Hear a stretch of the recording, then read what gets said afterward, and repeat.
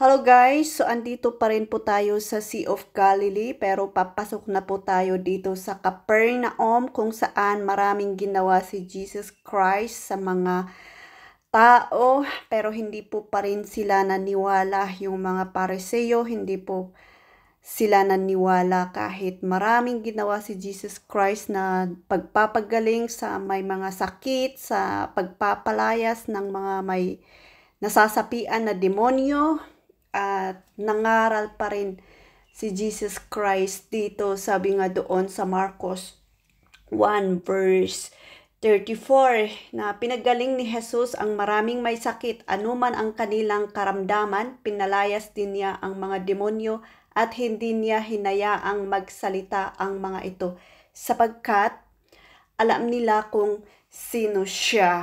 Okay? So, alam po nila na si Jesus ay Messiah, pero hindi pa rin nila pinaniwalaan. Amen? At sabi din doon sa Marcos 1 verse 39, nilibot nga ni Jesus ang buong Galilee. Nangaral siya sa kanilang mga sinagoga at nagpalayas ng mga demonyo. Amen? So, marami pong ginawa si Jesus Christ po dito sa Capernaum pero hindi pa rin po nila pinaniwalaan. Amen? So, next destination is Tagba.